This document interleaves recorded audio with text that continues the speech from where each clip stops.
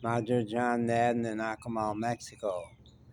This morning I made a long video about how America has lost its way by pursuing consumption, achievement, and affluence instead of life, liberty, and happiness.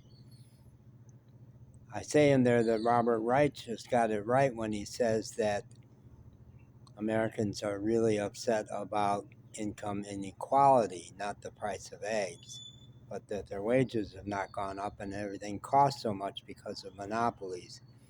What I don't see anybody else saying is that part of the reason we don't have liberty, or people in the US do not have liberty, is because too much government intrusion. That's a place where the Trumpers have got it right, and the left has missed an opportunity by not saying, you're right.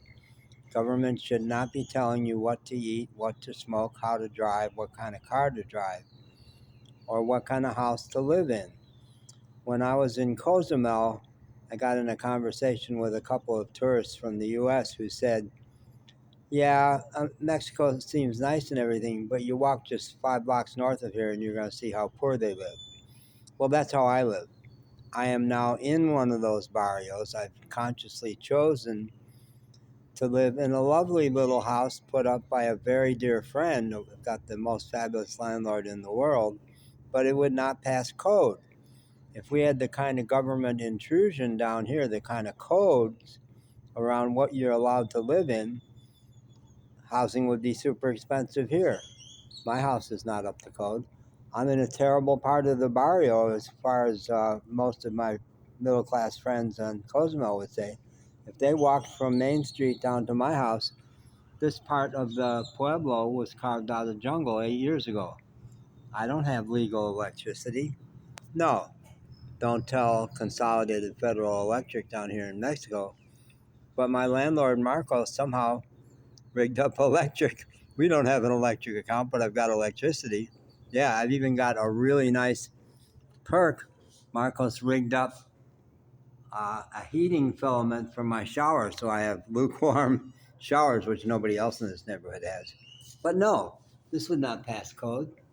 No, this place would be a lot more expensive if we had code inspectors coming around deciding what kind of house you can live in. Over here, I'll turn on the light in the bathroom. I got all this stuff exposed. My middle class friends would hate this. They'd say, oh my God, John, what's happened to you? Well, what's happened to me is I've gotten a lovely home and I'm really, really happy.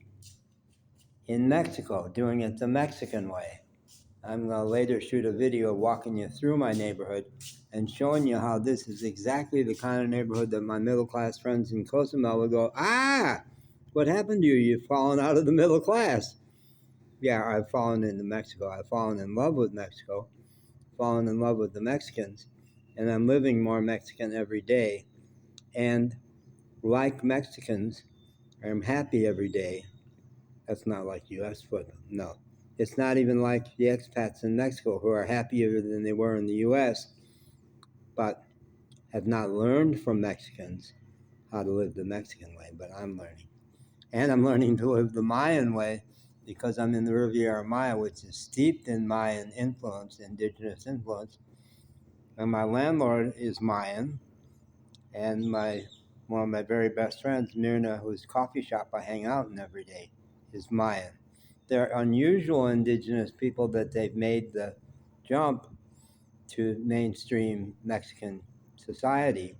But I think that happens in the Riviera Maya more than in most parts of Mexico. Okay, bye.